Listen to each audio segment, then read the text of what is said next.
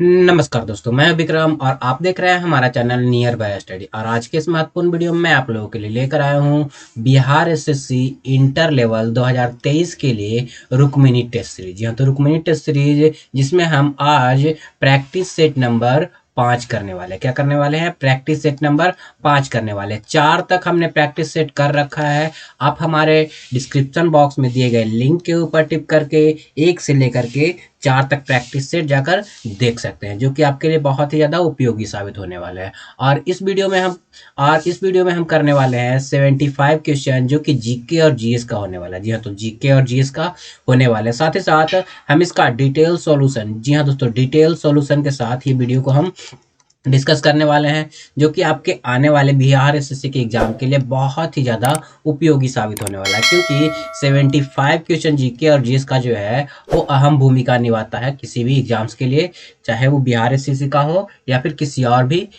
Exam का हो। तो सारे एग्जाम्स के लिए इंपॉर्टेंट हो जाएगा जीके और जीएस, तो सारे एग्जाम्स में लगभग पूछ जाते हैं।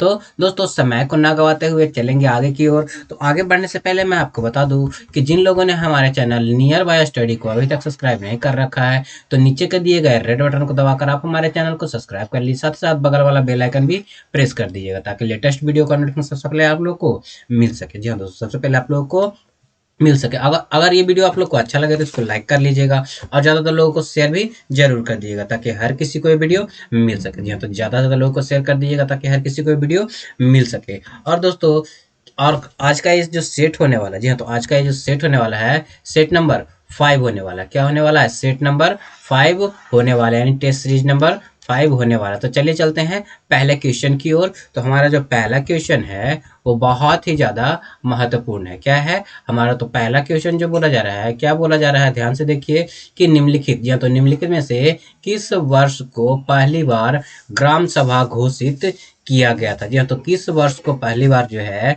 ग्राम सभा घोषित किया गया था? तो इसका राइट आंसर जो हो जाएगा वो बी हो जाएगा। क्या हो जाएगा? बी इसका राइट आंसर हो जाएगा।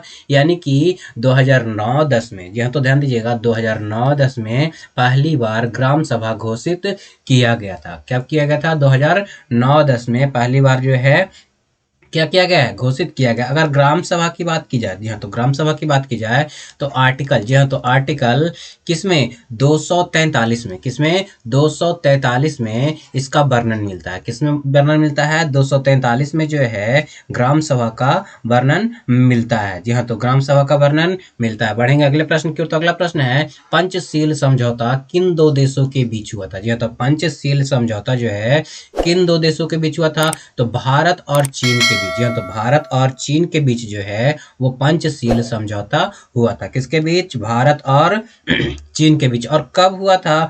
तो 29 अप्रैल। क्या? 29 अप्रैल, जहाँ तो 1954 ईस्वी को। कब? 29 अप्रैल 1954 ईस्वी को जो है भारत चीन समझौता हुआ, जिसे पंचशील समझौता का नाम दिया गया। जी हाँ, तो पंचशील समझौता का जो है वो नाम दिया गया। बढ़ेंगे अगले प्रश्न की ओर। तो अगला प्रश्न जो है, कहा जा रहा है भारत में कुल कितने जिले हैं? जी हाँ, तो भारत में कुल कितने जिले हैं? तो वर्तमान में भारत में कुल जो है 38 जिले हैं। कितने जिले हैं? 38 जिले हैं। जी हाँ, तो 38 जिले हैं। और बिहार में कुल 40, जी हाँ, तो 40 पुलिस जिले हैं। जी हाँ, तो 40 पुलिस के लिए जो है अलग अलग जोन होता है, इसलिए 40 पुलिस जिले हैं। कितने जिले हैं? 40 पुलिस जिले हैं, जो कि दो अलग अलग बनाए गए हैं। पहला है नवगछिया। क्या है? नवगछिया। क्या है?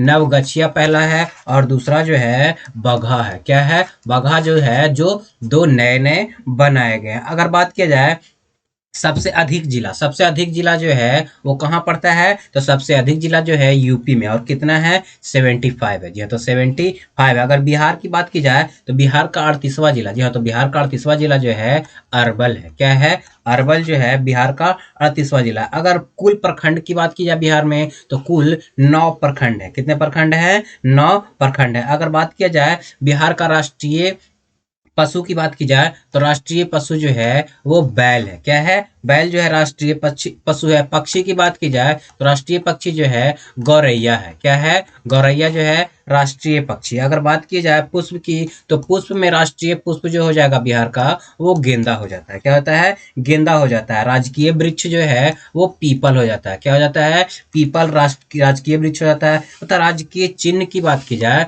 तो बोधि वृक्ष हो जाता है। क्या हो जाता है? बोधि वृक्ष जो है वो क्या हो जाता है? राजकीय, क्या हो जाता है? राजकीय चिन्ह हो जाता है। आगे की ओर देखेंगे तो आगे जो है कि अगर बोला जाए विधानसभा में सीटों की संख्या कितनी है, तो 243 है। जी हाँ, तो बिहार में विधानसभा की सीटों की संख्या कितनी है? 243 है। जी हाँ, तो 243 है। अगर राज्यसभा में, जी हाँ, तो राज्यसभा में सीटों की संख्या पूछी जाए तो राज्यसभा में सीटों की संख्या 16 है। कितना है? 16 है। और अगर बात की जाए लोकसभा में सीटों की संख्या, तो लोकसभा में सीटों की संख्या जो है वो 40 है। कितना है? 40 है। और विधान परिषद में सदस्यों की संख्या, जी हाँ, तो विधान परिषद में सदस्यों की संख्या की बात की जाए तो वो 75 है। जी हाँ, तो बिहार में विधानसभा में कितना, तो विधानसभा में जो है वो बात किया जाए तो 243 सीट है। राज्यसभा में कितने? 16 सीट है। लोकसभा में 40 है। और विधान परिषद में जो है 75 सीट हो जाता है। बढ़ेंगे अगले प्रश्न की ओर। तुम्हारा अगला प्रश्न जो है कहा जा रहा है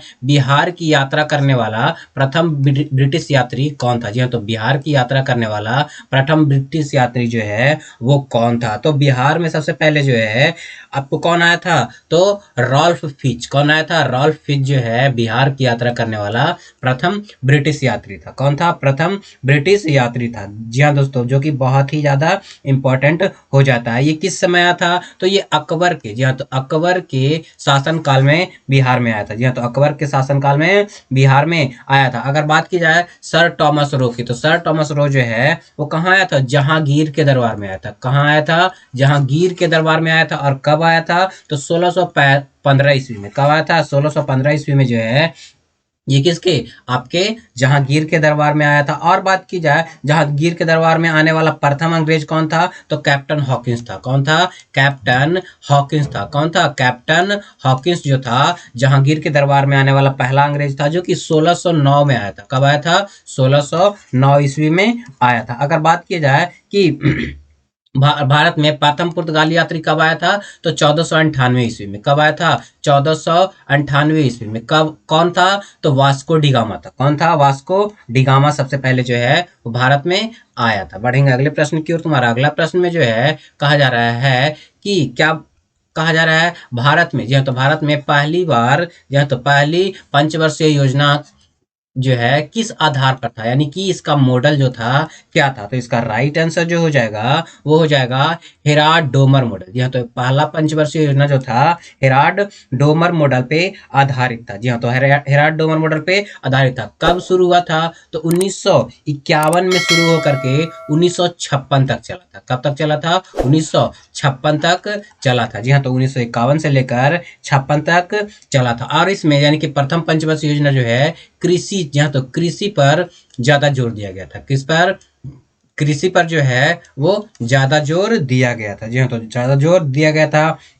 अगर द्वितीय पंचवर्षीय योजना की बात की जाए तो द्वितीय पंचवर्षीय योजना जो है वो आपको किस पर? तो पीसी महानोबिलिस, जी हाँ, तो पीसी पीसी महानोबिलिस मॉडल पे आधारित था। जी हाँ, तो पीसी महानोबिलिस मॉडल पे आधारित था द्वितीय पंचवर्षीय योजना। अगर बात की जाए द्वितीय पंचवर्षीय योजना, तो ये भारी उद्योग, जी हाँ, तो भारी उद्योग को इसमें बढ़ावा दिया गया था। क्या गया था? भारी उद्योग को इसमें जो है बढ़ावा दिया गया था। जी हाँ, तो जो कि बहुत ही ज्यादा इंपॉर्टेंट हो जाता है। अगला प्रश्न जो है कहा जा रहा है दिल्ली का कौन सा सुल्तान अशोक स्तंभ को कौशाम्बी और टोपरा से दिल्ली हस्तांतरित किया था? जहाँ तो दिल्ली हस्तांतरित किया था। तो इसका राइट आंसर जो हो जाएगा फिरोज शाह तुगलक। जी हाँ, तो फिरोज शाह तुगलक ने जो है सुल्तान क्या क्या क्या था? अशोक स्तंभ को कौशाम्बी और टोपरा से दिल्ली स्थापित किया था। कहाँ स्थापित किया था? दिल्ली में स्थापित किया था, जो कि बहुत ही ज्यादा इंपॉर्टेंट हो जाता है।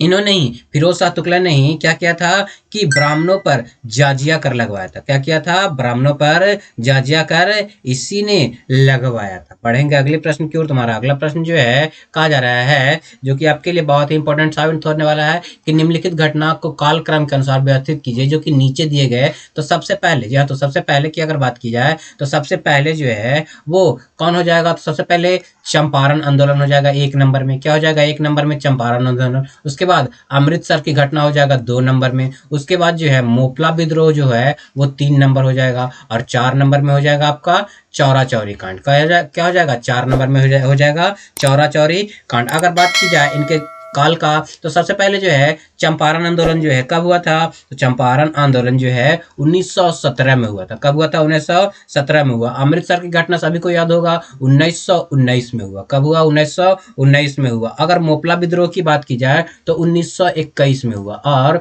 आपका चौरा चौरी घटना जो है 1922 में हुआ था। कब हुआ था? 1922 में जो है वो चौरा चौरी की घटना हुई थी। तो बढ़ते हैं आगे की ओर। तो अगला प्रश्न जो है वो क्या कहा जा रहा है? जैन धर्म। जी हाँ, तो जैन धर्म जो है, जो कि बोला जा रहा है, बहुत ही इंपॉर्टेंट क्वेश्चन है कि जैन धर्म श्वेतांबर और दिगंबर संप्रदाय में कब विभाजित हो गया था? जी हाँ, तो जैन धर्म जो है श्वेतांबर और दिगंबर में कब विभाजित हो गया था? तो इसका राइट आंसर जो हो जाएगा, क्या हो जाएगा इसका राइट आंसर? तो इसका राइट आंसर जो हो जाएगा वो हो जाएगा चंद्रगुप्त मौर्य के समय। जी हाँ, तो चंद्रगुप्त मौर्य के समय जो है जैन धर्म 2 भागों में बट गया था, श्वेतांबर और दिगंबर। जी हाँ, तो श्वेतांबर और दिगंबर में विभाजित हो गया था, जो कि बहुत ही ज्यादा इंपॉर्टेंट हो जाता। अगर बात की जाए कि जैन धर्म का प्रथम संगीति जो है, जी हाँ, तो जैन धर्म का प्रथम संगीति कहाँ आयोजित किया गया था? तो पाटलिपुत्र। जी हाँ, तो पाटलिपुत्र जो कि वर्तमान में पटना कहा जाता है, पटना में आयोजित किया गया था। कहाँ आयोजित किया गया था? पटना में आयोजित किया गया था, जो कि बहुत ही ज्यादा इंपॉर्टेंट है। बढ़ेंगे अगले प्रश्न की ओर। तुम्हारा अगला प्रश्न जो है वो कहा जा रहा है, जी हाँ, तो अगला प्रश्न जो कहा जा रहा है, प्रसिद्ध रेशम मार्ग पर किस वंश के शासक का अधिकार था? जी हाँ, तो रेशम मार्ग पर जो है किस वंश का अधिकार था, जो कि आपके लिए बहुत ही इंपॉर्टेंट क्वेश्चन हो जाता है। तो रेशम मार्ग पर जो है, जी हाँ, तो रेशम मार्ग पर किस वंश का अधिकार था? तो कुषाणों का अधिकार था। क्या था? कुषाणों का, यानी कि कुषाण वंश का अधिकार था। अगर रेशम मार्ग को जो है कि इसकी जन्मभूमि की बात की जाए तो इसकी जन्मभूमि जो है वो चीन में है, यानी कि रेशम मार्ग का जन्मभूमि कहाँ है? तो वो आपका चीन में हो जाता है। कहाँ हो जाता है? चीन में हो जाता है। बढ़ेंगे अगले प्रश्न की ओर। तो अगला प्रश्न जो है, संविधान के निम्नलिखित संशोधनों में से किसके अंतर्गत भारत में महिलाओं के लिए ग्राम पंचायत में 1/3 यानी कि 1/3 स्थान आरक्षित किया गया? तो इसका राइट आंसर जो हो जाएगा वो क्या हो जाएगा? 73वें संविधान संशोधन के द्वारा। जी हाँ, तो 73वें संविधान संशोधन के जरिए जो है महिलाओं को ग्राम पंचायत में 1/3 स्थान दिया गया। जी हाँ, तो 1/3 स्थान दिया गया। अगर बात किया जाए कि 73वां संविधान संशोधन, तो भारतीय संविधान के भाग 9 के तहत, किसके तहत? भाग 9 के तहत जो है वो क्या किया गया? अनुच्छेद 243 के घ, जी हाँ, तो 243 के घ के, जी हाँ, तो घ के अंतर्गत पंचायती राज संस्थाओं में महिलाओं के लिए स्थान क्या किया गया है? आरक्षित किया गया है। क्या किया गया है? महिलाओं के लिए स्थान आरक्षित किया गया। इस प्रावधान पर जो है बहुत ही ज्यादा इंपॉर्टेंट जोर देने की बात है। अगला प्रश्न जो है कहा जा रहा है देवनागरी लिपि। जी हाँ, तो देवनागरी लिपि का सही क्रम क्या है? तो देवनागरी लिपि का अगर सही क्रम की बात की जाए, सही क्रम की बात की जाए तो इसका राइट आंसर जो हो जाएगा वो सी हो जाएगा। पहला जो है ब्राह्मणी लिपि, उसके बाद गुप्त लिपि, उसके बाद नागरी लिपि, उसके बाद देवनागरी लिपि हो जाएगा। जी हाँ, तो देवनागरी लिपि हो जाएगा। तो इसका राइट आंसर। अगला प्रश्न जो है कहा जा रहा है कि निम्नलिखित में से शैलकृत गुफाओं में 11 सिरों का बोधित्व अंकन मिलता है, तो किस में जो है बोधित्व अंकन मिलता है? तो इसका राइट आंसर जो है कन्हेरी। या तो कन्हेरी में जो है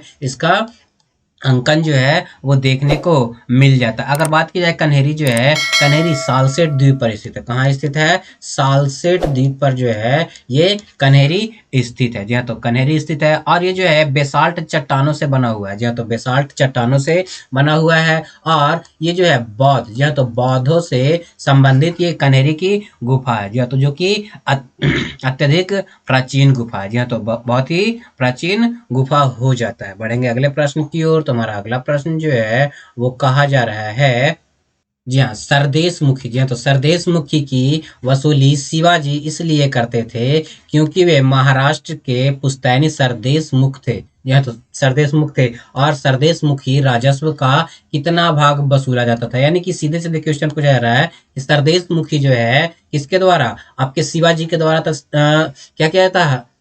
एक कर लगाया गया था, जो कि सरदेश मुखी कितना वसूला जाता था? तो इसका राइट आंसर जो है 1 1/10, यह तो 1/10 यानी कि 1/10वां भाग जो है सरदेश मुखी के रूप में वसूला जाता था। क्या क्या था? वसूला जाता था। अगर शिवाजी की बात की जाए तो शिवाजी ने जो है मराठा, जी हाँ, तो मराठा राज्य की स्थापना की थी। क्या की थी? स्थापना की थी। और इसके दूसरे संस्थापक जो थे वो पेशवा कौन थे? पेशवा बालाजी राव विश्वनाथ थे। जहाँ तो पेशवा बालाजी राव विश्वनाथ जो थे इसके दूसरे संस्थापक माने जाते हैं। और बाजीराव प्रथम जो है वो महान पेशवा थे। जी हाँ, तो बाजीराव प्रथम जो थे वो महान पेशवा थे। और अंतिम पेशवा, जी हाँ, तो अंतिम पेशवा जो है बाजीराव द्वितीय थे। कौन थे? बाजीराव द्वितीय जो थे वो अंतिम पेशवा थे। क्या थे? अंतिम पेशवा माने जाते हैं। आगे बढ़ेंगे अगले प्रश्न की ओर। तुम्हारा अगला प्रश्न जो है कह रहा है मराठों एवं अहमद शाह अब्दाली के मध्य लड़े गए पानीपत के तृतीय युद्ध के समय कौन पेशवा था? जहाँ तो कौन जो था इसके पेशवा थे। तो इसके पेशवा की बात की जाए तो ये बालाजी बाजीराव थे। कौन थे? बालाजी बाजीराव जो थे वो पानीपत की तृतीय लड़ाई के अंतर्गत क्या थे? आपके पेशवा थे। जो कि आपके लिए बहुत ही ज्यादा इंपॉर्टेंट हो जाता है। अगर बात की जाए कि नादिर शाह को ईरान का नेपोलियन कहा जाता है, किसे कहा जाता है? नादिर शाह को। किसको? नादिर शाह को जो है आपको ईरान का नेपोलियन कहा जाता है। जी हाँ, तो ईरान का नेपोलियन कहा जाता है। और नादिर शाह ने मोहम्मद शाह के शासनकाल में आक्रमण किया था। जी हाँ, तो मोहम्मद शाह के शासनकाल में क्या किया था? आक्रमण किया था, जो कि आपके 1739 ईस्वी में। कब? 1739 ईस्वी में किया था। अगर पानीपत की तृतीय लड़ाई की बात की जाए तो पानीपत के तृतीय युद्ध में मराठा सेना वास्तविक नेतृत्व जो है सदाशिव राव ने किया था। किसने किया था? सदाशिव राव ने। जी हाँ, तो सदा शिवराव ने जो है वो क्या किया था? इसका नेतृत्व किया था। जी हाँ, तो इसका नेतृत्व किया था। बढ़ेंगे अगले प्रश्न की ओर। तुम्हारा अगला प्रश्न जो है कहा जा रहा है कृष्णा नदी पर, जी हाँ, तो कृष्णा नदी पर स्थित श्री सैलम बांध किस राज्य में स्थित है? तो सबसे पहला क्वेश्चन तो यहीं से बन रहा है, कृष्णा नदी किस नदी पर, सॉरी, श्री सैलम बांध जो है किस नदी पर स्थित है? तो कृष्णा नदी पर स्थित है। कहाँ किस नदी पर स्थित है? कृष्णा नदी पर। और अगर राज्य की बात की जाए तो राज्य हो जाएगा आपका आंध्र प्रदेश। क्या हो जाएगा? आंध्र प्रदेश में ये जो है क्या है आपका श्री सैलम बांध स्थित है, जो कि इसकी कुल लंबाई, जी हाँ, तो इसकी कुल लंबाई की बात की जाए तो 1400, यानी कि कृष्णा नदी की कुल लंबाई जो है 1400, जी हाँ, तो 1401 किलोमीटर जो है वो कृष्णा नदी की लंबाई है। जी हाँ, तो कृष्णा नदी की लंबाई है। अगर आंध्र प्रदेश की बात की जाए तो आंध्र प्रदेश जो है भाषा के आधार पर गठन होने वाला पहला राज्य था। क्या था? भाषा के आधार पर गठन होने वाला पहला राज्य था। और इसका भाषा के आधार पर गठन जो है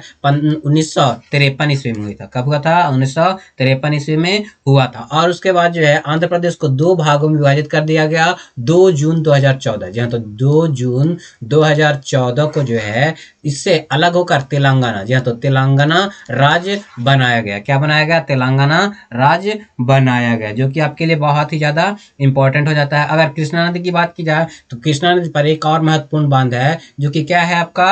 अर्जुन सागर बांध। क्या है? अर्जुन सागर बांध जो है, यानी कि नागा अर्जुन सागर बांध जो है वो क्या है? कृष्णा नदी पर ही स्थित है। बढ़ेंगे अगले प्रश्न की ओर। तुम्हारा अगला प्रश्न है माइकल ओ डायर की हत्या किस भारतीय क्रांतिकारी ने की थी? जी हाँ, तो माइकल ओ डायर की हत्या जो है वो किस भारतीय क्रांतिकारी ने किया था? तो इसका राइट आंसर जो हो जाएगा वो हो जाएगा उधम सिंह। जी हाँ, तो उधम सिंह ने जो है, माइकल ओ डायर नहीं होना चाहिए था यहाँ पे होना चाहिए था जनरल ओ डायर। जी हाँ, तो जनरल ओ डायर को कभी कभी माइकल ओ डायर भी कह देता है। तो जनरल ओ डायर जो था उसकी मृत्यु उधम सिंह के द्वारा हो गई थी, यानी कि उधम सिंह ने उसकी हत्या कर दी थी। अगर बात की जाए जनरल ओ डायर की तो जनरल ओ डायर वही था जिसने क्या था? तो जालियांवाला बाग हत्याकांड, जी हाँ, तो जालियांवाला बाग हत्याकांड 1919 में, कब? 1919 ईस्वी में गोली चलाने का ऑर्डर दिया था। क्या किया था? गोली चलाने का ऑर्डर दिया था। और इसकी इसकी मौत, यानी कि इसकी हत्या जो है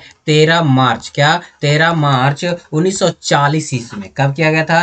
13 मार्च 1940 ईस्वी में जो है इसकी हत्या कर दी गई थी। जी हाँ, तो 13 मार्च 1940 ईस्वी में इसकी हत्या कर दी गई थी। बढ़ेंगे अगले प्रश्न की ओर। तो हमारा अगला प्रश्न जो है कह रहा है निम्नलिखित में से किस राज्य में कुल सिंचित क्षेत्र का अधिकतम प्रतिशत तालाबों द्वारा सिंचित किया जाता है। जी हाँ, तो तालाबों द्वारा जो है सिंचित किया जाता है। तो तालाबों द्वारा सबसे अधिक जो है तमिलनाडु में सिंचाई किया जाता है। क्या कहता है? तालाबों द्वारा जो है तमिलनाडु में है सबसे ज्यादा सिंचाई किया जाता है, जो कि बहुत ही ज्यादा इंपॉर्टेंट हो जाता है। अगला प्रश्न जो है वो मैच द फॉलोइंग के लिए, या तो यानी कि जो है इसे सही रूप से सुमेलित करना है। क्या करना है? सही रूप से सुमेलित करना है। हंगुल की बात की जाए तो हंगुल जो है वो दच्चीग्राम, कहाँ? दच्चीग्राम हो जाएगा। बाघ जो है, यानी कि हंगुल एक जानवर है जो कि दच्चीग्राम में फेमस है। बाघ, अगर टाइगर रिजर्व की बात की जाए तो टाइगर के लिए फेमस कौन सा है? तो टाइगर के लिए जो है सुंदरबन फेमस है। क्या है? सुंदरबन फेमस है। अगर बात की जाए भारतीय लॉयन, यानी कि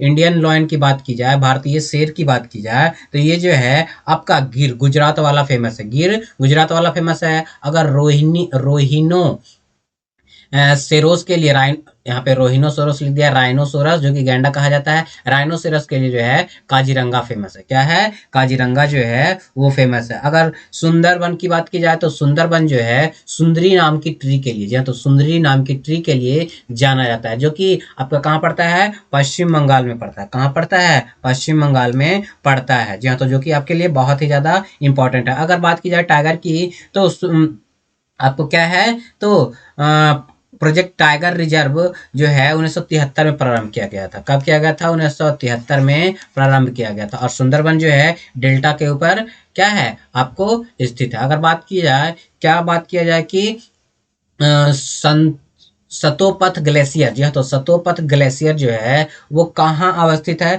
तो सतोपथ ग्लेशियर की बात की जाए तो ये जो हो जाएगा उत्तराखंड में स्थित है। कहाँ स्थित है? उत्तराखंड में स्थित है। जी हाँ, तो अगर बात की जाए सियाचिन ग्लेशियर, जी हाँ, तो सियाचिन ग्लेशियर जो है वो कहाँ स्थित है? लद्दाख में स्थित है। कहाँ स्थित है? लद्दाख में स्थित है सियाचिन ग्लेशियर। और सियाचिन जो है भारत और पाकिस्तान के देश के मध्य अवस्थित क्या है? सीमा है। जी हाँ, तो अवस्थित सीमा है। सतोपथ ग्लेशियर जो है बद्रीनाथ से, जी हाँ, तो बद्रीनाथ से 17 किलोमीटर दूर अवस्थित है। जी हाँ, तो 17 किलोमीटर कहाँ? 17 किलोमीटर जो है वो दूर अवस्थित हो जाता है, जो कि बहुत ही ज्यादा इंपॉर्टेंट होता है आप लोग के लिए। बढ़ेंगे अगले प्रश्न की ओर। तुम्हारा अगला प्रश्न जो है वो कहा जा रहा है निम्नलिखित में से कौन सी संसदीय कार्य विधि भारत की देन है? जी हाँ, तो कौन सी संसदीय कार्य विधि जो है वो भारत की देन है? तो शून्य काल जो है भारत की देन है। जी हाँ, तो भारत की देन है। अगर बात की जाए शून्य काल जो है, शून्य काल को 1962 ईस्वी में जी हाँ, तो 1962 ईस्वी में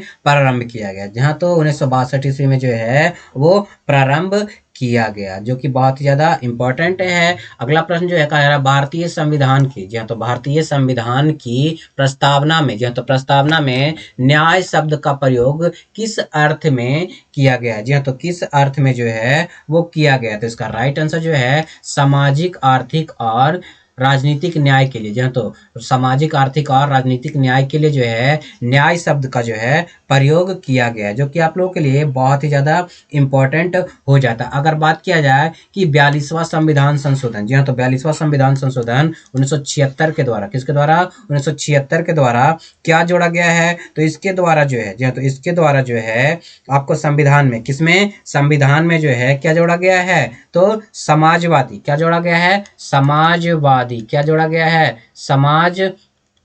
वादी, क्या जोड़ा गया है? समाजवादी, धर्मनिरपेक्ष, अखंडता, ये तीन शब्द जो हैं वो जोड़े गए हैं। कब? तो 42वां संविधान संशोधन 1976 के द्वारा जोड़े गए हैं। अगला प्रश्न जो है हमारा कहा जा रहा है वित्त आयोग, जी हाँ, तो वित्त आयोग की संतुति, जी हाँ, तो वित्त आयोग की संतुतियां क्या है? तो इसका राइट आंसर जो हो जाएगा वो सरकार द्वारा सुविधा अनुसार स्वीकृत या अस्वीकृत कर देना जो है वो क्या है? वित्त आयोग की संतुतियां है। क्या है? संतुतियां है। अगर बात किया जाए इसे जो है अनुच्छेद 280 में, जी हाँ, तो अनुच्छेद 280 के अंतर्गत वित्त आयोग का गठन किया जाता है। अनुच्छेद 280 के अंतर्गत जो है किसका? वित्त आयोग का गठन किया गया है। और राष्ट्रपति जो है प्रति 5 वर्ष पर वित्त आयोग का गठन करता है, यानी कि हर 5 वर्ष पर जो है वो वित्त आयोग का गठन किया जाता है। और किसके द्वारा किया जाता है? तो राष्ट्रपति के द्वारा किया जाता है। और 15वें वित्त आयोग, जी हाँ, तो 15वें वित्त आयोग के जो अध्यक्ष हैं वो कौन है? NK सिंह है। कौन है? NK सिंह जो है वो 15वें वित्त आयोग के अध्यक्ष हैं। कौन है? अध्यक्ष हैं। बढ़ेंगे अगले प्रश्न की ओर। तुम्हारा अगला प्रश्न जो है कहा जा रहा है मंत्री परिषद से जी हाँ, तो मंत्रिपरिषद से पद त्याग करने के लिए मंत्री किससे किसे अपना त्याग पत्र संबोधित करता है? जी हाँ, तो किसे जो है अपना त्याग पत्र संबोधित करता है? तो मंत्रिपरिषद जो है अपना त्याग पत्र जो है राष्ट्रपति को संबोधित करता है। किसको संबोधित करता है? राष्ट्रपति को संबोधित करता है, जो कि आप लोगों के लिए बहुत ही ज़्यादा इम्पोर्टेंट हो जाता है। अगर बात किया जाए मंत्रिपरिषद जो है सामूहिक रूप से, जी हाँ, तो सामूहिक रूप से किसके प्रति उत्तरदायी होता है? तो मंत्रिपरिषद जो है वो आपको प्रधानमंत्री के प्रति क्या होता है? उत्तरदायी होता है, जो कि बहुत ही ज़्यादा इम्पोर्टेंट हो जाता है। अगर बात की जाए राष्ट्रपति, राष्ट्रपति अपना त्यागपत्र किसे देगा? तो उपराष्ट्रपति को देगा। किसको देगा? उपराष्ट्रपति को देगा। और उपराष्ट्रपति अपना त्यागपत्र जो है वो राष्ट्रपति को देता है। किसको देता है? राष्ट्रपति को देता है। बढ़ेंगे अगले प्रश्न की ओर। हमारा अगला प्रश्न जो है वो क्या कहा जा रहा है कि भारतवर्ष के लिए एक संघीय ढांचे को सर्वप्रथम किस अधिनियम के द्वारा प्रस्तुत किया गया? तो किस अधिनियम के द्वारा? तो अधिनियम 1935 के द्वारा जो है वो क्या किया गया? संघीय ढांचे को क्या किया गया? प्रस्तुत किया गया। क्या किया गया? प्रस्तुत किया गया, जो कि बहुत ही ज्यादा इम्पोर्टेंट हो जाता है। जी हाँ, तो और भारत का संविधान जो है वो संगणनात्मक ढांचा है। कैसा है? संगणनात्मक। क्या है? संगणनात्मक इसका ढांचा हो जाता है, जो कि बहुत ही ज्यादा इम्पोर्टेंट होता है। बढ़ेंगे अगले प्रश्न की ओर। तुम्हारा अगला प्रश्न जो है कहा जा रहा है लोकसभा के 5 वर्ष के सामान्य कार्यकाल समाप्त होने से पहले इसे कौन भंग कर सकता है? जी हाँ, तो कौन जो है इसे भंग कर सकता है? तो मैं आपको बता दूं दोस्तों, इसे जो है राष्ट्रपति भंग कर सकता है। राष्ट्रपति स्वतः नहीं भंग करेगा, बल्कि प्रधानमंत्री की सिफारिश लेगा। जी हाँ, तो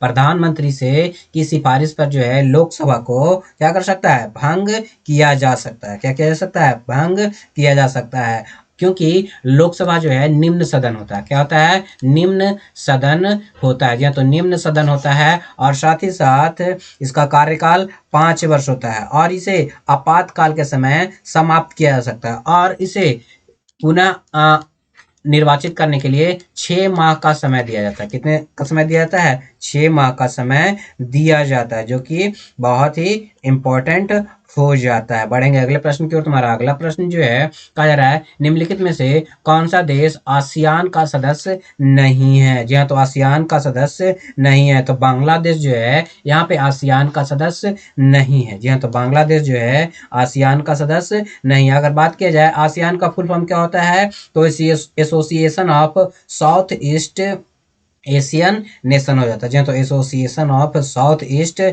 एशियन नेशन जो है आसियान का फुल फॉर्म हो जाता है। अगर बात करें आसियान में कितने देश हैं, तो आसियान में जो है वो कौन कौन से देश हैं? पहला है म्यांमार। क्या है? म्यांमार है। दूसरा है कंबोडिया। तीसरा है लाओस। उसके बाद वियतनाम हो जाता है। थाईलैंड हो जाता है। जहाँ तो थाईलैंड हो जाता है। उसके बाद ब्रुनोई हो जाता है। जहाँ तो ब्रुनोई हो जाता है। उसके बाद इंडोनेशिया हो जाता है। उसके बाद मलेशिया हो जाता है। उसके बाद जो है फिलीपींस हो जाता है। क्या होता है? फिलीपींस। उसके बाद सिंगापुर। ये सारे के सारे देश जो हैं वो आसियान के सदस्य। इसकी स्थापना की बात की जाए तो 8 अगस्त, या तो 8 अगस्त 1967 ईस्वी को इसकी स्थापना हुई थी। या तो 8 अगस्त 1967 ईस्वी को इसकी स्थापना हुई थी। और आसियान का मुख्यालय की बात की जाए तो जकार्ता में है। कहाँ है? जकार्ता, यानी कि इंडोनेशिया में। जहाँ तो इंडोनेशिया जकार्ता में इसका क्या हो जाता है?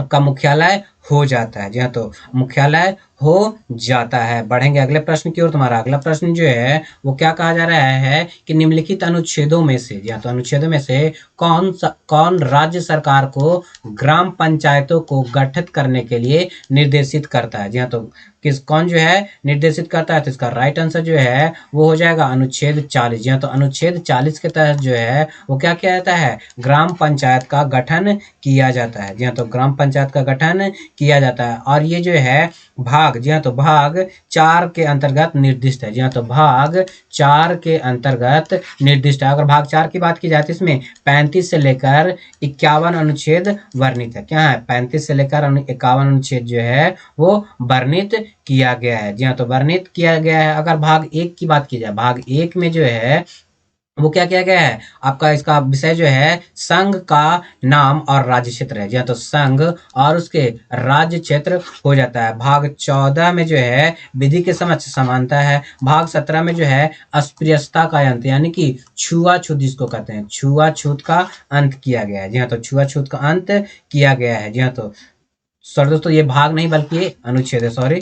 ये आपका क्या होता है, अनुच्छेद हो जाता है। बढ़ेंगे अगले प्रश्न की ओर। तुम्हारा अगला प्रश्न जो है वो कहा जा रहा है एक मार्क। जी हाँ, तो एक मार्क है। तो एक मार्क जो है वो क्या है, तो एक मार्क जो है वो आपको गुणवत्ता गारंटी का मुहर है। एक मार्क जो होता है गुणवत्ता की गारंटी का मुहर है। इसका अधिनियम जो है क्या है, इसका अधिनियम 1937 हो जाता है। क्या होता है, 1937 जो है एक मार्क का अधिनियम हो जाता है। जी हाँ, तो बहुत ही ज्यादा इंपॉर्टेंट है। अगर इसको प्रदान करने वाले की बात की जाए, भारतीय मानक ब्यूरो जो है एक मार्क को प्रदान करता है। और भारतीय मानक ब्यूरो का जो मुख्यालय है वो कहाँ स्थित है, दिल्ली में स्थित है। कहाँ स्थित है, दिल्ली में स्थित है, जो कि बहुत ही ज्यादा इंपॉर्टेंट हो जाता है। बढ़ेंगे अगले प्रश्न की ओर। तुम्हारा अगला प्रश्न जो है जरवा जनजाति, कौन सा जनजाति, जरवा जनजाति कहाँ पाई जाती है, तो जरवा जनजाति जो है निकोबार द्वीप समूह में। कहाँ पाई जाती है, निकोबार द्वीप समूह में जो है जरवा जनजाति पाई जाती है। जी हाँ, तो जरवा जनजाति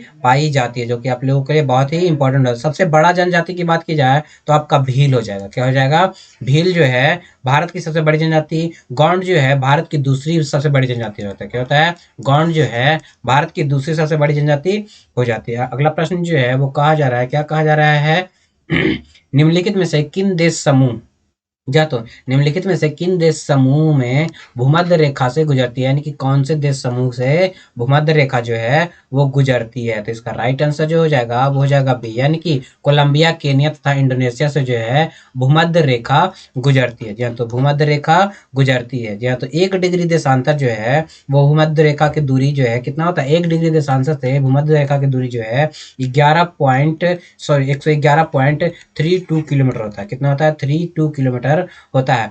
अगर भूमध्य रेखा विषुव रेखा की बात की जाए तो 21 मार्च, जो है तो 21 मार्च और 23 सितंबर को जो है दिन रात क्या होता है, बराबर होता है। 21 मार्च और 23 सितंबर को जो है भूमध्य रेखा पर क्या होता है, दिन और रात बराबर होता है। अगर बात की जाए भूमध्य रेखा से कुल 13 देश, जी हाँ, तो कुल 13 देशों से होकर ये गुजरता है। क्या होता है, कुल 13 देशों से होकर ये जो है गुजरती है। भूमध्य रेखा को 2 बार काटने वाली नदी जो है वो है कांगो। क्या है, कांगो जो है 2 बार काटने वाली नदी है। भूमध्य रेखा को 2 बार क्या करती है, काटती है। बढ़ेंगे अगले प्रश्न की ओर। तुम्हारा अगला प्रश्न जो है कह रहा है राष्ट्रपति के निर्वाचन में निम्नलिखित में से कौन भाग नहीं लेता, तो राष्ट्रपति के निर्वाचन में कौन भाग नहीं लेता है, तो लोकसभा के, जी हाँ, तो लोकसभा के गैर निर्वाचित सदस्य जो है वो भाग नहीं लेते हैं। जी हाँ, तो भाग नहीं लेते हैं। भारतीय संविधान के अनुच्छेद 54 में, किसमें, अनुच्छेद 54 में क्या किया गया है, निर्वाचन मंडल की चर्चा है, जिसमें लोकसभा कौन कौन सा होता है, लोकसभा होता है। जी हाँ, तो राज्यसभा होता है, और कौन होता है, आपको लोकसभा हो जाएगा, राज्यसभा हो जाएगा, विधान मंडल हो जाएगा। क्या हो जाएगा, विधान मंडल हो जाएगा। जी हाँ, तो विधान मंडल हो जाएगा। जी हाँ, तो विधान मंडल हो जाएगा। बढ़ेंगे अगले प्रश्न की ओर। तुम्हारा अगला प्रश्न जो है वो क्या कहा जा रहा है कि निम्नलिखित में से कौन सा वर्गीकरण कच्ची सामग्री के आधार पर उद्योगों का वर्गीकरण है। जी हाँ, तो कच्ची सामग्री के आधार पर उद्योगों का वर्गीकरण है। तो आधारभूत और उपभोक्ता, जी हाँ, तो आधारभूत और भूत और उपयोगिता जो है कच्ची सामग्री के आधार पर उद्योगों का क्या किया गया है, वर्गीकरण किया गया है। जी हाँ, तो कच्ची सामग्री के आधार पर उद्योगों का वर्गीकरण किया गया। अगला प्रश्न जो है कहा जा रहा है 14 जुलाई ध्यान दीजिएगा, 14 जुलाई 2023 को भारतीय अंतरिक्ष अनुसंधान संगठन इसरो द्वारा लॉन्च चंद्रयान 3 अंतरिक्ष यान को कहाँ से लॉन्च किया गया था। जी हाँ, तो कहाँ से जो है इसे लॉन्च किया गया था, तो इसे जो है ध्यान दीजिएगा, इसे जो है कहाँ से लॉन्च किया गया था, तो इसका राइट आंसर जो हो जाएगा वो हो जाएगा सतीश धवन अंतरिक्ष केंद्र से। कहाँ से, सतीश धवन अंतरिक्ष केंद्र से जो है इसे लॉन्च किया गया था। कहाँ से, सतीश धवन अंतरिक्ष केंद्र से इसे लॉन्च किया गया था। कब लॉन्च किया गया था, तो 14 जुलाई 2023 को इसे लॉन्च किया गया था। इसी प्रकार से अगर बात की जाए ये है कहाँ? तो आंध्र प्रदेश में स्थित है। कहाँ स्थित है? आंध्र प्रदेश, श्रीहरिकोटा में ये स्थित है। अगर बात की जाए चंद्रयान 1 की, तो चंद्रयान 1 जो है 22 अक्टूबर, जी हाँ, तो 22 अक्टूबर 2008 को लॉन्च किया गया था। कब किया गया था? 2008 को। कहाँ से? माधव इसरो से इसे लॉन्च किया गया था। चंद्रयान 2 जो है वो आपको 22 जुलाई, क्या? 22 जुलाई 2019 को लॉन्च किया गया था। कब लॉन्च किया गया था? 2019 को लॉन्च किया गया था। और चंद्रयान 3 जो है वो 14 जुलाई 2023 को लॉन्च किया गया। जी तो 14 जुलाई 2023 को लॉन्च किया गया। इसके लैंडर का नाम जो था विक्रम था। क्या था? विक्रम जो था इसके लैंडर का नाम था। और इसके रोवर का नाम, किसका? रोवर का नाम जो था वो प्रज्ञान था। क्या था? प्रज्ञान इसके रोवर का नाम था। और इस समय जो थे इसरो के अध्यक्ष कौन थे? तो एस सोमनाथ। कौन थे? एस सोमनाथ जो थे इसके क्या थे? अध्यक्ष थे। बढ़ेंगे अगले प्रश्न की ओर। तुम्हारा अगला प्रश्न जो है वो कहा जा रहा है, जो बैंक निक्षेप, जी हाँ, तो निक्षेप बिना नोटिस के निकाले जा सकते हैं उन्हें क्या कहा जाता है? तो इसका राइट आंसर जो हो जाएगा वो हो जाएगा मांग निक्षेप। जी हाँ, तो मांग निक्षेप ये कहा जाता है। जी हाँ, तो मांग निक्षेप कहा जाता है। बढ़ेंगे अगले प्रश्न की ओर। तुम्हारा अगला प्रश्न जो है वो कहा जा रहा है, निम्नलिखित प्रस्ताव में से किसका संदर्भित संबंध संघीय बजट से है? जी हाँ, तो किसका संबंध जो है वो संघीय बजट से हो जाता है? तो कटौती प्रस्ताव जो है संघीय बजट से इसका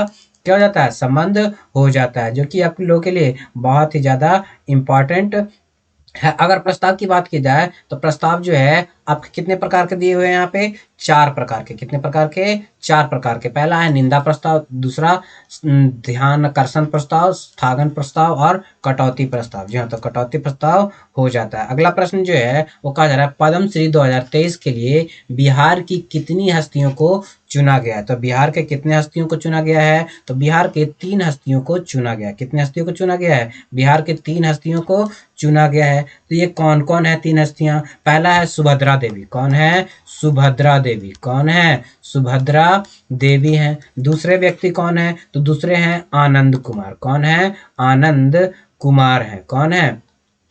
आनंद कुमार है। कौन है? आनंद कुमार है। तीसरे व्यक्ति कौन है? तो तीसरे जो हैं वो है कपिल देव। जी हाँ, तो कपिल देव प्रसाद। कौन है? कपिल देव प्रसाद है। कौन है? कपिल देव प्रसाद है। अगर बात की जाए सुभद्रा देवी, तो ये जो है आपको कौन से मधुबनी, यानी कि मधुबनी से हैं, और ये मधुबनी पेंटिंग से। ये दूसरे जो हैं शिक्षा से हैं, और तीसरे जो है हथकरघा यानी कि कपड़ा से संबंधित। जी हाँ, तो हथकरघा यानी कि कपड़ा से संबंधित है। अगर बात की जाए 2022 में, जी हाँ, तो 2022 में जो है 2 व्यक्ति को जो है बिहार से चुना गया था। कितने व्यक्तियों को? 2 व्यक्तियों को बिहार से चुना गया था। बढ़ेंगे अगले प्रश्न की ओर। तुम्हारा अगला प्रश्न जो है वो कहा जा रहा है, मुद्रा अवमूल्यन। जी हाँ, तो मुद्रा अवमूल्यन का परिमाण होता है। तो मुद्रा अवमूल्यन का जो है वो क्या आपका परिमाण क्या होता है? तो इसका राइट आंसर जो है निर्यात में वृद्धि और भुगतान संतुलन में सुधार होता है। क्या होता है? भुगतान संतुलन में जो है वो सुधार होता है। बढ़ेंगे अगले प्रश्न की ओर। तुम्हारा अगला प्रश्न जो है, भारत में एग्रो इकोलॉजिकल जोन्स, जी हाँ, तो एग्रो इकोलॉजिकल जोन्स यानी कि कृषि पारिस्थितिकीय क्षेत्र की कुल संख्या कितनी है? तो इसकी कुल संख्या जो है वो आपको 20 हो जाता है। कितना हो जाता है? 20 इसके कुल संख्या हो जाता है। इसे नेशनल ब्यूरो ऑफ सॉइल सर्वे द्वारा जारी किया जाता है। जी हाँ, तो नेशनल ब्यूरो ऑफ सॉइल सर्वे के द्वारा जारी किया जाता है। जी हाँ, तो और कृषि पारिस्थितिकी में कुल संख्या जो है, कृषि पारिस्थितिकी उप क्षेत्रों की कुल संख्या, उप क्षेत्र की बात की जाए तो उप क्षेत्र जो है वो 60 है। कितने हैं? 60 हैं। और इसे मिट्टी के आधार पे, किसके आधार पे? मिट्टी के आधार पे जो है इसे वर्गीकृत किया जाता है। अगर मिट्टी की बात की जाए, यानी कि मिट्टी यानी कि मृदा का अध्ययन जो है वो पेडोलॉजी कहलाता है। क्या कहलाता है? पेडोलॉजी जो है आपको कहलाता है। क्या कहलाता है? पेडोलॉजी कहलाता है, जो कि बहुत ही ज्यादा इंपॉर्टेंट है। और भारत में बात की जाए तो भारत में जो है सबसे अधिक जलोढ़ मिट्टी पाया जाता है। क्या पाया जाता है? जलोढ़ मिट्टी पाया जाता है, जो कि सबसे ज्यादा उपजाऊ मिट्टी माना जाता है। नवीन, इसमें जलोढ़ 2 प्रकार के होते हैं, एक नवीन जलोढ़ होता है, एक प्राचीन जलोढ़ होता है। और जलोढ़ मिट्टी जो है भारत की नदियों द्वारा, यानी कि नदियों द्वारा निक्षेपित क्षेत्र में जो मिट्टी का जमाव होता है उसे जलोढ़ कहा जाता है। बढ़ेंगे अगले प्रश्न की ओर। तुम्हारा अगला प्रश्न जो है वो कहा जा रहा है तिब्बत के पठार की समुद्र तल से औसत ऊंचाई कितनी है। तो औसत ऊंचाई जो है इसका 5 किलोमीटर हो जाता है। कितना हो जाता है? 5 किलोमीटर हो जाता है। अगर बात की जाए तिब्बत के पठार को, तो तिब्बत के पठार को जो है विश्व की छत कहा जाता है। क्या कहा जाता है? विश्व की, ध्यान दीजिएगा, विश्व की छत के रूप में जाना जाता है। जी हाँ, तो विश्व की छत के रूप में जो है इसे जाना जाता है। और ये तिब्बत के अधीनस्थ है। ये कहाँ स्थित है? तिब्बत यानी कि चीन में स्थित है। कहाँ स्थित है? चीन में स्थित है। अगर बात की जाए कि चीन में, जी हाँ, तो चीन में जो है एक रेगिस्तान है जिसका नाम है टकला मकान। क्या नाम है? टकला मकान जो है वो रेगिस्तान कहाँ स्थित है? तिब्बत यानी कि चीन में ही स्थित है, जो कि बहुत ही ज्यादा इंपॉर्टेंट है। अगर तिब्बत के पठार का आपका क्षेत्रफल का लगभग की बात की जाए तो 25 लाख वर्ग किलोमीटर। कितना है? 25 लाख वर्ग किलोमीटर जो है इसका क्षेत्रफल हो जाता है। बढ़ेंगे अगले प्रश्न की ओर। तुम्हारा अगला प्रश्न जो है कहा जा रहा है भारत में निम्नलिखित में से कौन सी पर्वतीय श्रेणी केवल एक ही राज्य में फैली हुई है। कौन सी पर्वतीय श्रेणी जो है केवल एक ही राज्य में फैली हुई है? तो अजंता। जी हाँ, तो अजंता जो है वो एक ही राज्य में फैली हुई है। कौन से राज्य में फैली हुई है? तो ये जो है अजंता आपके पश्चिमी भारत में, जी हाँ, तो पश्चिमी भारत यानी कि महाराष्ट्र में। कहाँ? महाराष्ट्र में जो है ये फैली हुई है। कहाँ फैली हुई है? पश्चिमी घाट यानी कि महाराष्ट्र में फैली हुई है। और इसकी सबसे ऊंची चोटी जो है कलसुबाई है। क्या है? कलसुबाई है। क्या है? कलसुबाई जो है इसकी सबसे ऊंची चोटी हो जाती है। और पश्चिमी घाट को जो है क्या कहते हैं? पूर्वी घाट को जो है कोरोमंडल तट कहा जाता है। क्या कहा जाता है? कोरोमंडल कहा जाता है। बढ़ेंगे अगले प्रश्न की ओर। तुम्हारा अगला प्रश्न जो है वो कहा जा रहा है कि निम्नलिखित देशों के मुद्रा में कौन सा विकल्प सुमेलित नहीं है। तो कौन सा विकल्प जो है सुमेलित नहीं है? तो इटली की जो मुद्रा है वो यूरो नहीं है, बल्कि इटली की जो मुद्रा है वो क्या है? लीरा है। क्या है? लीरा हो जाता है। अगर देखें ऑप्शन में, बुल्गारिया की मुद्रा लेव है, अल्बानिया की मुद्रा लेक है, और मोल्दोवा की मुद्रा जो है ल्यू है। क्या है? ल्यू जो है इसकी मुद्रा हो जाता है। अब बढ़ेंगे अगले प्रश्न की ओर। तुम्हारा अगला प्रश्न जो है कहा जा रहा है, क्या कहा जा रहा है? भारतीय उपमहाद्वीप, जी हाँ, तो भारतीय उपमहाद्वीप पर ग्रीष्म ऋतु में उच्च ताप और, जी हाँ, तो उच्च ताप और निम्न दाब, ध्यान ध्यान दीजिएगा, निम्न दाब हिंद महासागर से उच्च वायु कर्षण करते हैं, जिसके कारण प्रभावित होता है। तो जिसके कारण जो है क्या प्रभावित होता है? जिसके कारण जो है आपके दक्षिणी पूर्वी मानसून जो है वो क्या होती है? प्रभावित होती है। जी हाँ, तो दक्षिणी पूर्वी मानसून जो है वो प्रभावित हो जाती है। अगर बात की जाए कि गर्मी में, जी हाँ, तो गर्मी में चलने वाले, जी हाँ, तो गर्मी में चलने वाले हवा को, जी हाँ, तो हवा को जो है लू के नाम से जाना जाता है। किस नाम से जाना जाता है? लू के नाम से जो है वो जाना जाता है। और भारत में मुख्यतः दक्षिण पश्चिमी मानसून से होती है। जी हाँ, तो भारत में जो वर्षा होती है वो दक्षिणी पश्चिमी मानसून से जो है क्या होती है? वर्षा होती है। और भारत में मानसून अरब सागर से सर्वप्रथम प्रवेश करती है। कहाँ से? अरब सागर से क्या करती है? प्रवेश करती है। और भारत में जो है लौटती मानसून को उत्तर पूर्व मानसून कहते हैं। क्या कहते हैं? उत्तर पूर्व मानसून कहते हैं। क्या कहते हैं? उत्तर पूर्व मानसून। लौटती हुई मानसून को उत्तर पूर्व मानसून कहते हैं। अगर बात की जाए कि ये सबसे पहले कहाँ से ये लौटती हुई मानसून कहाँ वर्षा करती है, तो तमिलनाडु में बहुत ही ज्यादा वर्षा करती है। अगला प्रश्न जो है कहा जा रहा है भारत के निम्नलिखित क्षेत्रों में से कौन सा एक कपास की अधिकतम मात्रा उत्पादन करता है। तो कपास की अधिकतम मात्रा उत्पादन करने वाला जो है वो कौन सा है? उत्तर पश्चिमी और पश्चिमी भारत जो है वो कपास की सबसे अधिक मात्रा में उत्पादन करता है। अगर राज्य की बात की जाए तो गुजरात, जी हाँ, तो गुजरात जो हो जाता है अधिकतम मात्रा में कपास का उत्पादन करता है। जी हाँ, तो कपास का उत्पादन जो है वो करता है। कपास की खेती के लिए काली मिट्टी, कौन सी मिट्टी? काली मिट्टी क्या होता है? सबसे अधिक प्रयोग किया जाता है। मतलब कि कपास की खेती जो है काली मिट्टी में की जाती है। जी हाँ, तो काली मिट्टी में की जाती है। अगर बात की जाए यूपी, जी हाँ, तो यूपी जो है गन्ना का उत्पादन सबसे अधिक करता है। क्या करता है? गन्ना का उत्पादन सबसे अधिक करता है। जी हाँ, तो कपास की जो जन्मभूमि है, जी हाँ, तो कपास की जन्मभूमि जो है वो भारत को ही माना जाता है। किसे माना जाता है? भारत को ही माना जाता है। और कानपुर को उत्तर प्रदेश, सॉरी, उत्तर भारत का मैनचेस्टर कहा जाता है। जी हाँ, तो कानपुर को जो है वो उत्तर भारत का मैनचेस्टर कहा जाता है। बढ़ेंगे अगले प्रश्न की ओर। तुम्हारा अगला प्रश्न जो है वो क्या कहा जा रहा है? अलमाटी बांध, ध्यान दीजिएगा, अलमाटी बांध जो है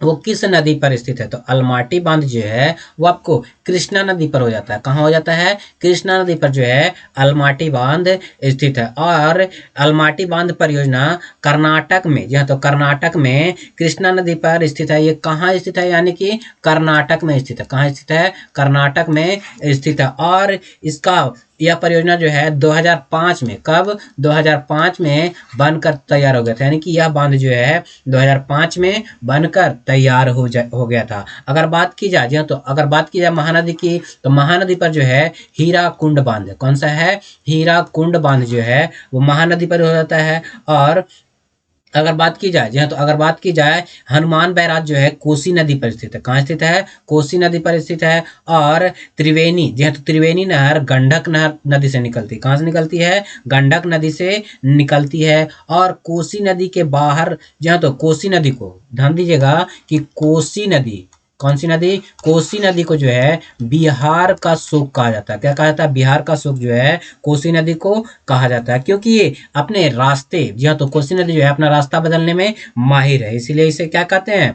आपको क्या, आपको बिहार का शोक कहा जाता है, जो कि बहुत ही ज्यादा इंपॉर्टेंट हो जाता है। बढ़ेंगे अगले प्रश्न की ओर। हमारा अगला प्रश्न जो है कहा है, देश में निम्नलिखित में से किस राज्य में सबसे पहले सूर्य उदय होता है? तो सबसे पहले सूर्योदय की बात की जाए तो आपका अरुणाचल प्रदेश। सूर्योदय सबसे पहले होगा कहाँ? पूर्व में। तो सबसे पूर्व में जो है अरुणाचल प्रदेश। इसीलिए आपका सूर्योदय सबसे पहले कहाँ होता है? अरुणाचल प्रदेश में होता है। कहाँ होता है? अरुणाचल प्रदेश में स्थित सबसे पहले अरुणाचल प्रदेश में सूर्योदय हो जाता है। दिवांग घाटी, जी हाँ, तो देवांग घाटी जो है वो आपका अरुणाचल प्रदेश में स्थित है। कहाँ स्थित है? अरुणाचल प्रदेश में स्थित है। अगर सूर्यास्त की बात की जाए तो गुजरात में, जी हाँ, तो सबसे बाद में सूर्यास्त जो है वो कहाँ होता है? गुजरात में होता है। सबसे अंतिम में सूर्यास्त कहाँ होता है? आपको गुजरात में हो जाता है। बढ़ेंगे अगले प्रश्न की ओर। तुम्हारा अगला प्रश्न जो है, अगला प्रश्न जो है कह रहा है विश्व एथलेटिक्स, जी हाँ, तो विश्व एथलेटिक्स चैंपियन में स्वर्ण पदक जीतने वाले पहले भारतीय एथलीट कौन है? जी हाँ, तो स्वर्ण पदक जीतने वाले पहले भारतीय एथलीट कौन है? तो ये जो है नीरज चोपड़ा हो जाते हैं। जी हाँ, तो नीरज चोपड़ा हो जाते हैं। नीरज चोपड़ा जो है किससे हैं? तो भाला फेंक से हैं। जी हाँ, तो भाला फेंक खेल से ये संबंधित है, जिसे क्या कहा जाता है? जिवेलियन थ्रो कहा जाता है। क्या कहा जाता है? जिवेलियन थ्रो कहा जाता है। इन्होंने विश्व एथलेटिक चैंपियनशिप में कितनी दूर फेंका था? तो 88, जी हाँ, तो 88.17 मीटर दूर भाला को फेंका था जी, जो कि कहाँ हुआ था ये? तो ये हुआ था 2023 में, आपको बुडापेस्ट हंगरी में आयोजित किया गया था। विश्व एथलेटिक चैंपियनशिप बुडापेस्ट, क्या? बुडापेस्ट हंगरी में क्या किया गया था? ये आयोजित किया गया था। अगर विश्व पैरा लिफ्टिंग चैंपियनशिप की बात की जाए तो सीनियर स्तर पे स्वर्ण पदक जीतने वाले पहले भारतीय जो थे वो परमजीत कुमार बन गए। कौन बन गए? परमजीत कुमार जो है इसके बन गए हैं, जो कि बहुत ही ज्यादा इंपॉर्टेंट हो जाता है। जी हाँ, तो बहुत ही ज्यादा इंपॉर्टेंट हो जाता है। और अगर बात की जाए, जी हाँ, तो अगर बात की जाए मैरी कॉम, तो मैरी कॉम जो है वो वेट लिफ्टिंग से है। जी हाँ, तो मैरी कॉम जो है वो वेट लिफ्टिंग से संबंधित है। जी हाँ, तो वेट लिफ्टिंग से संबंधित। अगला प्रश्न जो है वो कहा जा रहा है क्या? अगला प्रश्न में कहा जा रहा है कि भारत में बाहर, जी हाँ, तो भारत के बाहर विश्व के पहले योग विश्वविद्यालय के उद्घाटन कहाँ किया गया? तो भारत में पहला विश्वविद्यालय, भारत के बाहर विश्वविद्यालय जो है कहाँ स्थापित किया गया है? तो लॉस एंजल्स में। कहाँ? लॉस एंजल्स में जो है इसका उद्घाटन किया गया। और इसका उद्घाटन की बात की जाए तो कब इसका उद्घाटन किया गया है? तो इसका उद्घाटन जो है वो 2020 में किया गया। कहाँ किया गया? कब किया गया? 2020 में जो है इसका उद्घाटन किया गया। और अगर बात किया जाए योग दिवस, जी हाँ, तो योग दिवस जो है 21 जून को मनाया जाता है। कब मनाया जाता है? 21 जून को मनाया जाता है योग दिवस। जी हाँ, तो 21 जून को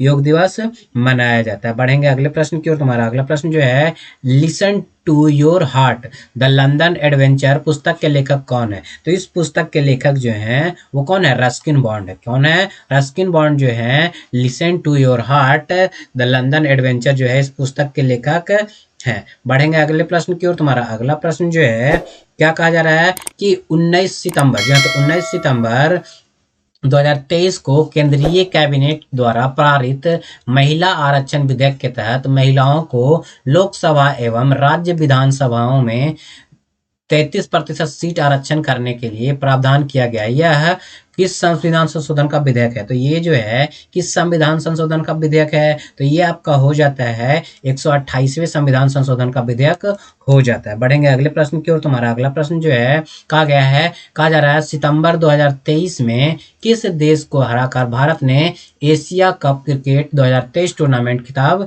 जीत लिया है? तो एशिया कप टूर्नामेंट 2023 जो है वो श्रीलंका को हराकर जीत लिया। किसको हरा करके जीत लिया है? श्रीलंका को हराकर भारत ने इसे जीत लिया है। बढ़ेंगे अगले प्रश्न की ओर। तुम्हारा अगला प्रश्न जो है कहा जा रहा है निम्नलिखित अभिक्रिया में विस्थापन अभिक्रिया का उदाहरण कौन सा है? तो विस्थापन अभिक्रिया का उदाहरण की बात की जाए तो आपका ए नंबर का जो हो जाएगा वो विस्थापन अभिक्रिया हो जाएगा CuSO4 plus Fe is equal to क्या हो जाएगा? FeSO4 प्लस Cu जो है वो क्या हो जाता है?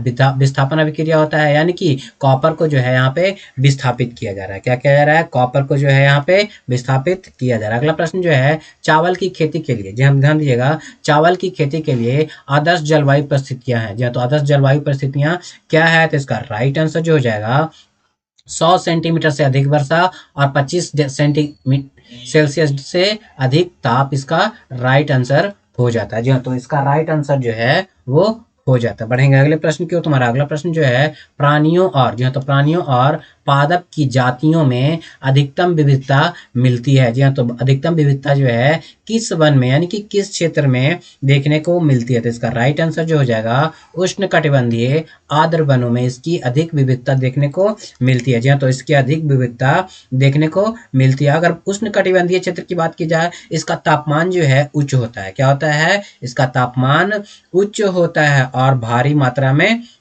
होता है, वर्षा होता है, जिसके कारण जो है यहाँ पे प्राणियों और पादपों की अधिक विविधता पाई जाती है। जी हाँ, तो अधिक विविधता पाई जाती है। अगर बात की जाए कि यहाँ पे जो है तो उष्णकटिबंधीय सदाबहार वन पाए जाते हैं। क्या पाए जाते हैं? सदाबहार वन यहाँ पे पाए जाते हैं। बढ़ेंगे अगले प्रश्न की ओर। तुम्हारा अगला प्रश्न जो है वो कहा जा रहा है भारी मशीनों में, जी हाँ, तो भारी मशीनों में स्नेहक के रूप में निम्नलिखित में से किसका इस्तेमाल किया जाता है? तो भारी मशीनों में जो है स्नेहक के रूप में ग्रेफाइट का प्रयोग किया जाता है। क्या किया जाता है? ग्रेफाइट का प्रयोग किया जाता है। और ग्रेफाइट जो है कार्बन का अपरूप है। किसका अपरूप है? कार्बन का अपरूप है। कार्बन के जो है मुख्यतः, जी हाँ, तो मुख्यतः 3 अपरूप है। कितने अपरूप हैं? 3 अपरूप है। पहला ग्रेफाइट हो जाएगा, दूसरा हीरा हो जाएगा। क्या जाएगा? हीरा हो जाएगा। तीसरा जो है आपका क्या हो जाता है? फ्लोरीन हो जाता है। क्या होता है? फ्लोरीन जो है इसका तीसरा हो जाता है अपघटन। और बात की जाए ग्रेफाइट का प्रयोग जो है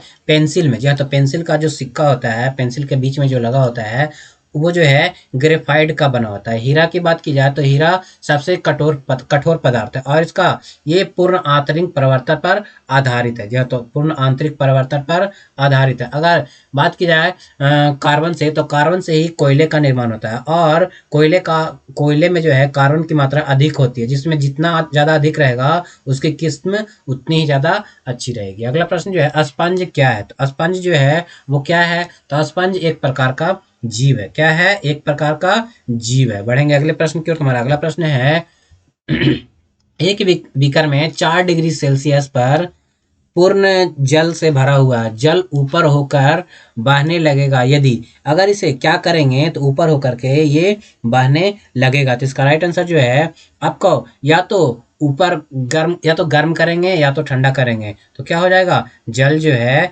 आपको बहने लगेगा, क्योंकि 4 डिग्री सेल्सियस पर जल का घनत्व सबसे अधिक होता है, जहाँ सबसे ज्यादा घनत्व होता है। अगर ऊपर भी ले जाएंगे तो घनत्व क्या होगा? घटेगा, और नीचे भी ले जाएंगे तो घनत्व क्या हो जाएगा?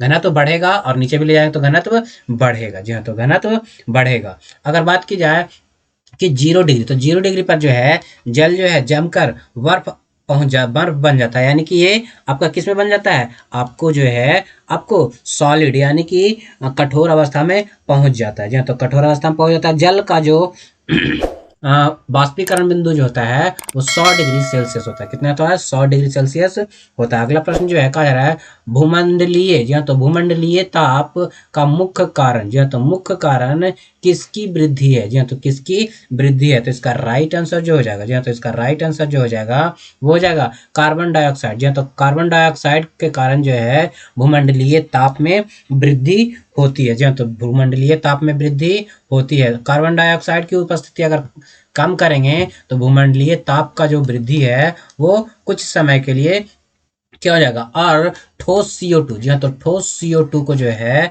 शुष्क बर्फ के रूप में जाना जाता है। अगर ग्रीन हाउस गैस की बात की जाए तो ग्रीन हाउस गैस में मुख्य रूप से कार्बन डाइऑक्साइड जो है वो माना जाता है, यानी कि कार्बन डाइऑक्साइड जो है वैश्विक तापमान वृद्धि करने में सहायक होता है।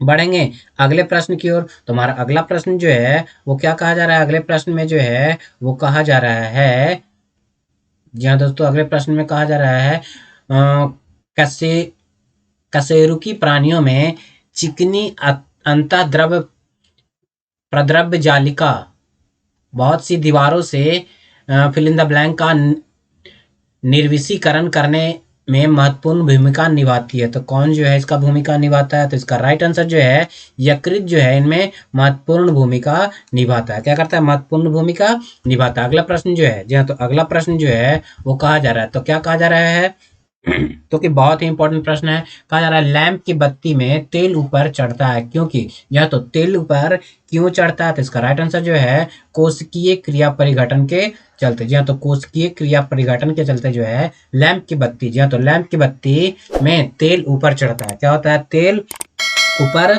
चढ़ता है, जो कि बहुत ही ज़्यादा इंपॉर्टेंट है। जी हाँ तो बहुत ही ज़्यादा इंपॉर्टेंट है। और इसी क्रिया के दौरान जो है क्या होता है पेड़ों में जड़ से, जी हाँ तो जड़ से क्या होता है आपको जड़ से जो है आपको पत्तों तक जल जाता है। साथ ही साथ ब्लीटिंग पेपर पर स्याही जो सूखता है वो भी क्या होता है आपको कोशिकत्व क्रिया के कारण ही होता है। वर्षा की बूंदें जो गोल होती है, जी हाँ तो वर्षा की बूंदें जो गोल होती है वो पृष्ठीय तनाव के कारण होता है। किसके कारण होता है? पृष्ठीय तनाव के कारण होता है। अब बढ़ेंगे अगले प्रश्न की ओर। तुम्हारा अगला प्रश्न जो है कहा जा रहा है राइबोसोम की संरचना किसमें होती है? तो राइबोसोम की संरचना जो है वो आपके RNA तथा प्रोटीन में होती है। कहाँ होती है? RNA तथा प्रोटीन से जो है राइबोसोम की संरचना होती है, जो कि आपके लिए बहुत ही ज़्यादा इंपॉर्टेंट हो जाता है। इसमें जो है 40 से, जी हाँ तो 40 से 60% प्रोटीन होता है। क्या होता है? 40 से 60%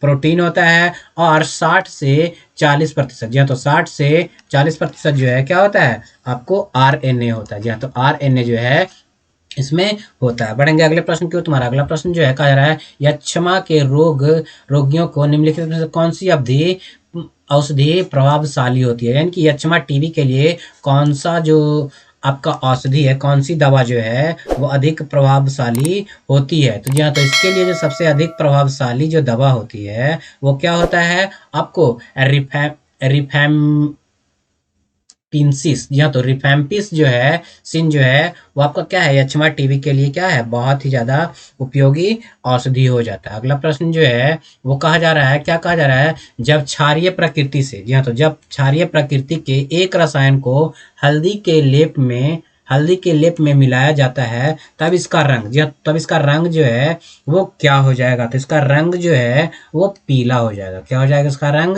पीला हो जाएगा क्योंकि हल्दी जो है ऑलरेडी पीला ही होता है। कैसा होता है? हल्दी जो है सॉरी यहाँ पे लाल हो जाएगा। क्या हो जाएगा? लाल हो जाएगा क्योंकि क्षारीय प्राकृतिक में है ना, तो क्षारीय प्राकृतिक से इसका रंग जो है लाल हो जाएगा क्योंकि पीला तो हल्दी ऑलरेडी होता है, पीला से ये रंग बदल करके लाल हो जाता है। अगर पीएच मान की बात की जाए तो अगर पीएच मान 7 रहेगा, क्या रहेगा? 7 रहेगा तो उसका प्रकृति उदासीन रहेगा। ऊपर जाएगा तो क्षारीय हो जाएगा। क्या हो जाएगा? क्षारीय हो जाएगा। जी हाँ तो ऊपर जाने पर जो है इसकी प्रकृति क्षारीय हो जाता है। क्या हो जाता है? क्षारीय। और नीचे जाने पर इसकी प्रकृति जो है अम्लीय हो जाएगा। क्या हो जाएगा? अम्लीय हो जाएगा। बढ़ेंगे अगले प्रश्न की ओर। तुम्हारा अगला प्रश्न जो है कहा जा रहा है निम्नलिखित में से कौन सा एक कथन सही नहीं है? तो कौन सा एक कथन जो है वो सही नहीं है? तो इसका राइट आंसर जो हो जाएगा वो हो जाएगा सी, यानी कि आर्द्रता बढ़ाने पर वायु में ध्वनि का वेग कम हो जाता है। ये आपका सही नहीं है। बाकी तीनों कंडीशन जो है वो सही है। तापमान बढ़ाने पर वायु में ध्वनि का वेग बढ़ता है। वायु में ध्वनि का वेग दाब पर निर्भर नहीं करता है। आयाम तथा आवृत्ति के परिवर्तन से वायु वेग प्रभावित नहीं होता। ये तीनों के तीनों सही है, लेकिन सी ऑप्शन जो है वो गलत है। अगला प्रश्न जो है कहा जा रहा है किस पादप को, जी हाँ, तो किस पादप को शाकीय भारतीय डॉक्टर की उपमा प्रदान की गई है? जी हाँ, तो किसे जो है भारत का डॉक्टर की उपमा जो है वो प्रदान की गई है? तो इसका राइट आंसर जो हो जाएगा, जी हाँ, तो इसका राइट आंसर जो है वो तुलसी हो जाता है। क्या हो जाता है? तुलसी हो जाता है। यानी कि भारतीय डॉक्टर जो है, भारत का डॉक्टर किस पौधे को कहा जाता है? तुलसी को कहा जाता है, जो कि बहुत ही ज्यादा इंपॉर्टेंट है। तुलसी जो है वो आपको एक एंटीबायोटिक का काम करता है। क्या करता है? एंटीबायोटिक का काम करता है, जो कि अनेक प्रकार के रोगों में, जैसे कि सर्दी, खांसी, जुकाम, दांत रोग, श्वसन संबंधी रोग, इन सभी में क्या करता है? आपको उपयोगी होता है। क्या होता है? उपयोगी होता है। बढ़ेंगे अगले प्रश्न की ओर। तो अगला प्रश्न में जो है जैव विकास के संदर्भ में सांपों के अंग को, जी हाँ, तो अंगों का लोप होना स्पष्ट किया जाता है। क्या स्पष्ट किया जाता है? तो इसका राइट आंसर जो हो जाएगा वो हो जाएगा आपका बी, यानी कि उप उपार्जित लक्षणों की वंशानुगति। जी हाँ, तो उपार्जित लक्षणों की वंशानुगति, इसका राइट आंसर जो है वो हो जाएगा। अगला प्रश्न जो है कहा जा रहा है प्रतिजैविक, जी हाँ, तो प्रतिजैविक यानी कि एंटीबायोटिक दवाएं विषाणु पर प्रभावी नहीं होती है। जी हाँ, तो नहीं होती है, क्योंकि इनमें किसका अभाव होता है? किसके अभाव के कारण जो है वायरस पर ये आपको असर नहीं करती है? तो कोशिका भित्ति, जी हाँ, तो कोशिका भित्ति का क्या होता है? इनमें अभाव होता है। इसी कारण से जो है ये वायरस पर क्या होता है? असर नहीं करता है। जी हाँ, तो वायरस पर ये असर नहीं करता। अगला प्रश्न जो है कहा जा रहा है क्वथनांक होता है। तो क्वथनांक जो है वो क्या होता है? तो ये एक निश्चित तापक्रम होता है। क्या होता है? ये एक निश्चित तापक्रम तापक्रम होता है, जो कि क्वथनांक होता है। अगर बात की जाए जल, तो जल का क्वथनांक जो है 100 डिग्री सेल्सियस होता है। क्या होता है? 100 डिग्री सेल्सियस होता है। अगर बोले जल का हिमांक बिंदु जो है वो 0 डिग्री सेल्सियस होता है। कितना होता है? 0 डिग्री सेल्सियस होता है। अगला प्रश्न जो है वो कहा जा रहा है, क्या कहा जा रहा है कि, ध्यान दीजिएगा, बहुत ही इंपॉर्टेंट प्रश्न है। कहा जा रहा है सोडियम 11 सोडियम 22 से 1 बीटा उत्सर्जन के बाद बनने वाला पदार्थ कौन सा है? तो 1 बीटा उत्सर्जन के बाद बनने वाला पदार्थ जो हो जाएगा वो हो जाएगा मैग्नीशियम। क्या हो जाएगा? मैग्नीशियम हो जाएगा। अगला प्रश्न जो है वो कहा जा रहा है कि ठोस के बारे में निम्नलिखित में से कौन सा कथन गलत है? तो यहाँ पे जो है ठोस के बारे में अगर बात की जाए तो बी ऑप्शन जो है वो गलत है। क्या कहा जा रहा है?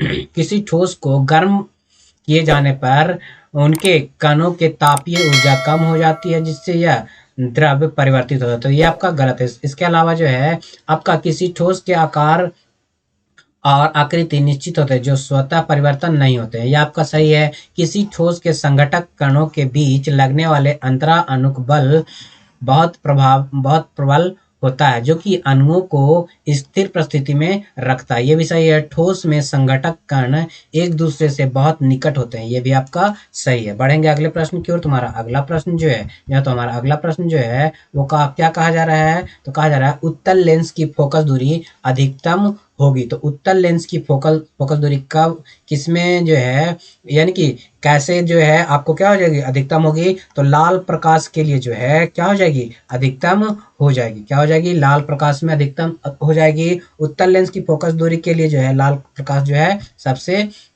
अधिकतम होती है। जी हाँ, तो सबसे अधिकतम होती है। बढ़ेंगे अगले प्रश्न की ओर। तुम्हारा अगला प्रश्न जो है वो कहा जा रहा है कृत्रिम उपग्रह में सरल लोलक का आवर्त काल होगा। तो सरल लोलक का जो आवर्त काल जो होगा वो क्या हो जाएगा? अनंत होगा। जी हाँ, तो अनंत होगा। यानी कृत्रिम उपग्रह में, यानी कि जिसको सैटेलाइट कहते हैं, सैटेलाइट में जो है सरल लोलक का आवर्त काल अनंत होगा। क्या होगा? सरल लोलक का आवर्त काल अनंत हो जाएगा। अगला प्रश्न जो है वो आपको फिगर बेसिस पे है। कहा जा रहा है परिपथ, विद्युत परिपथ में चिन्हांकित उपकरणों को नाम लिखिए। चिन्हांकित उपकरणों का नाम लिखिए। तो यहाँ पे सारा का सारा जो है पता है। जी हाँ, तो पता है।